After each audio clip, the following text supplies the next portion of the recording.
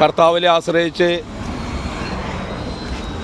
യേശുവിനെ അറിഞ്ഞ് 26 കൊല്ലമായി. എന്നിൽ നിന്ന് മദ്യപാനം, പുകവലി, തെറ്റായ മാർഗങ്ങളെല്ലാം കർത്താവ് എടുത്തു കളഞ്ഞു.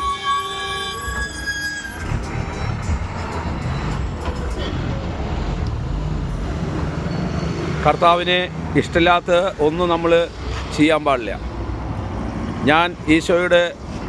ഞാനൊരു ധ്യാനം കൂടാൻ പോയി, മദ്യപിച്ച് കഞ്ചാവ് വലിച്ച് തെറ്റായ മാർഗത്തിൽ നടന്ന് തലതിരിഞ്ഞ് ആത്മഹത്യ ചെയ്യാൻ പോയ ടൈമിൽ ഞാൻ ഒരു ധ്യാനം കൂടാൻ പോയി അസീസിയിൽ ധ്യാനം കൂടാൻ പോയപ്പോൾ ഞാൻ ഈശോയോട് ഒരു കാര്യം പറഞ്ഞു, കർത്താവേ, എൻ്റെ മദ്യപാനം നിർത്തി തരണം, എൻ്റെ പുകവലി നിർത്തരുത്. അങ്ങനെ ഈശോയോട് ഞാൻ പറഞ്ഞു. ഞാൻ ധ്യാനം കൂടി വീട്ടിലേക്ക് വന്നു.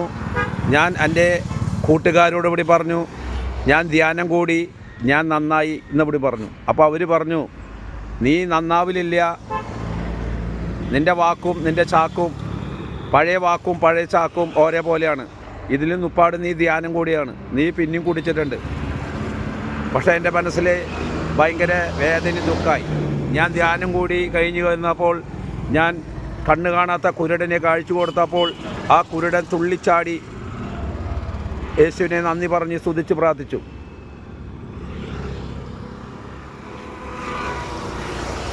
അങ്ങനെ ഞാൻ ദൈവത്തിൻ്റെ നന്ദി പറഞ്ഞ് സ്തുതിച്ച് പ്രാർത്ഥിച്ചു.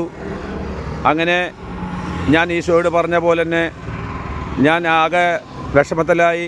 എൻ്റെ കൂട്ടുകാരവിടെ എന്നെ കളിയാക്കി ഒടുങ്ങി. ഞാൻ ഈശോയോട് പ്രാർത്ഥിച്ചു കഴിഞ്ഞപ്പോൾ വചനം, ദൈവത്തിൻ്റെ പാപികളുടെ വഴിയിൽ നടക്കാതെയും പരിഹാസികളുടെ ഇരിപ്പിടത്തിലിരിക്കാത്തവനും ഭാഗ്യവാൻ. എന്നോട് കർത്താവ് പറഞ്ഞു, നീ നടന്ന് കാണിച്ചു കൊടുക്കുക.